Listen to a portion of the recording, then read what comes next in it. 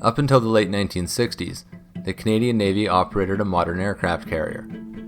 It had an angled flight deck, steam catapults, and fighter jets. The jets were comparable to land-based aircraft like the CF-100, but could pack a vicious air-to-air punch with their Sidewinder missiles. They were the McDonnell F2H Banshees, Canada's premier sea-based jet fighter. During World War II, Canada operated one of the largest naval fleets in the world. Included in this fleet were two British-built aircraft carriers, HMS Nabob and HMS Puncher. Post-war budget cuts meant that much of this fleet would be scrapped. Recognizing the growing need to monitor trade routes in the North Atlantic, the Navy moved to acquire an aircraft carrier of their own. In 1946, HMCS Warrior was loaned to Canada from Britain, but it proved unsuitable to the harsh Arctic conditions of the North Atlantic.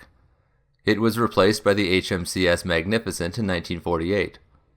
The HMCS Magnificent operated Fairey Fireflies in the anti-submarine warfare role and Hawker Sea Furies in the fighter role. The Sea Furies were an exceptional piston-powered fighter, but they were becoming quickly outclassed by their jet-powered peers. HMCS Magnificent wasn't equipped with the steam catapults necessary to operate the heavier jets, and was transferred back to the Royal Navy in 1956. The Canadian government bought the unfinished British aircraft carrier and sister ship to the Majestic-class HMCS Magnificent, the HMS Powerful, in 1952, for $20 million. The move was aimed at maintaining a potent navy with a strong anti-submarine warfare capability.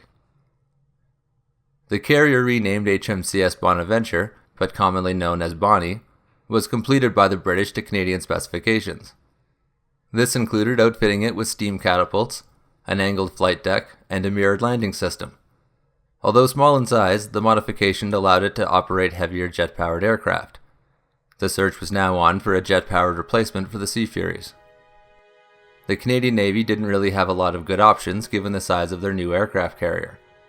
Contemporary carrier-based fighters like the Grumman F9 Cougar, Grumman F9F Panther, Supermarine Attacker, de Havilland Sea Venom, and Hawker Seahawk each had their benefits and limitations. However, the only candidate that would fulfill the RCN's requirement for size, range, armament, and all-weather carrier operations was the Banshee. In 1952, the RCN approved a plan to acquire 60 Banshees, but the final decision would be left to the Canadian Cabinet. They were slow to approve the deal due to fiscal considerations, the effect of which was the order for the new planes came after the production line for the Banshees had already shut down. Canada would now have to wait until mid-1955, when surplus Banshees were released from the American Navy. The order was reduced from 60 aircraft spread across 2 squadrons plus spares to 39. The Banshees were planned to be replaced by 1965, and with the later delivery date, the number of spare aircraft expected to make up for attrition losses was reduced. Canada received 39 used F2H-3 Banshees from the American Navy, which were delivered between November 1955 and June 1958. The single-seat Banshee had a wingspan of 12.42 meters, a length of 11.81 meters, and a height of 4.32 meters. 2 Westinghouse J34WE-34 14.5 kN turbojet engines brought the 5,460 kg fighter up to its top speed of 771 km per hour. It could reach altitudes of 12,500 meters and had a climb rate of 30 meters per second. It could fly 2,760 kilometers in a ferrying configuration, or 1,880 kilometers in a combat configuration. Additional fuel could be carried on removable tip tanks. The Banshee's all-weather capabilities were thanks to the nose-mounted APQ-41 radar. The wings could be folded up to allow it to fit on the elevators that led to the hangar area on board carriers. It was armed with 4 20mm Colt Mark 12 cannons with 250 rounds each. In the ground role, it could carry around 1,360 kilograms of external stores, including bombs and rockets, on 8 underwing pylons. It had a gross takeoff weight of 9,531 kilograms. In the air-to-air role, the Banshee was the first aircraft in Canada to operate air-to-air missiles. They were outfitted with 2 heat-seeking AIM-9A Sidewinders starting in late 1959. In the all-weather interceptor role, the Banshee compares very well to the Canadian-made and land-based CF-100 Canuck. The biggest differences between them was armament and crew. The Banshee was equipped with the highly effective AIM-9A Sidewinder, but it was clear sky use only. The Canucks, on the other hand, could deploy their 70mm folding fin rockets to attack in all weather. In case of bad weather, the Banshees would have to fall back on their 20mm cannons. The Canuck also had a second crew member to operate the radar and direct the interception. Workload for the single-seat Banshee pilots was much higher and resulted in reduced combat effectiveness.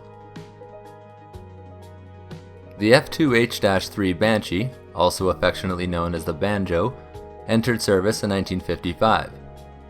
First to form was VX-10 Evaluation Squadron for type acceptance. After acceptance, VF-870 and VF-871 squadrons began operating 16 Banshees each. Both squadrons were based out of Naval Air Station HMCS Shearwater in Nova Scotia, when not embarked on the Bonnie. There, they supported the 22nd North American Air Defense Region and worked closely with RCAF Radar Station Beaverbank. On the 16th of March 1959, the 2 squadrons were merged into VF-870. Pilots from the 2 squadrons made up the 4 to 6 ship Grey Ghost demonstration team starting in 1956 and flew in air shows across the country. Due to the limited number of aircraft, the team flew operational Banshees painted in their standard livery. The HMCS Bonaventure was commissioned in 1957, and Banshees began flying from her later that year. The Bonnie could carry a complement of 34 aircraft consisting of the Banshees, the Sikorsky HO-4S-3 helicopter, and the CS-2F Tracker anti-submarine aircraft. The introduction of the Tracker was part of the process of refocusing operations onto anti-submarine warfare. The Bonnie would often deploy without her full complement of Banshees in order to carry more trackers. The relatively small size of the carrier made landings challenging. Visiting American pilots often refused to land and flew to bases on shore rather than risking a crash. Even with the challenges, Canadian Banshees were ready 24 hours a day, rain or shine, to defend the fleet against air attack. The HMCS Bonaventure and her fighter wing was at sea during the Cuban Missile Crisis. They helped form the northern end of a picket line that stretched from Cuba all the way into the North Atlantic. Anti-submarine operations were carried out around the clock. Eventually tensions cooled and regular operations resumed. This was the closest the Bonnie and her squadrons had ever come to seeing actual combat. Eventually, the need to operate more and more trackers would force the Banshees out of the Bonnie's hangars for good. By 1962, they had been relegated to shore duty, 3 years before their anticipated retirement. Over its 7-year service, there were 12 crashes, resulting in the tragic loss of 7 pilots. This represented a loss of 30% of the fleet. Causes included a failure in the wing folding mechanism during flight, catapult failures at takeoff, ditchings at sea, and C-fit, or controlled flight into ground, usually caused by pilot inattention or disorientation. The Banshee was retired without replacement in September 1962. While brief, the Banshees were a potent force multiplier with the Royal Canadian Navy during their service. They provided fighter cover to support anti-submarine warfare and training operations all over the world. Their retirement initiated the gradual decline of Canadian naval air power. On July 3, 1970, the HMCS Bonaventure was decommissioned and scrapped in 1971, officially bringing an end to the fixed-wing Canadian naval aviator.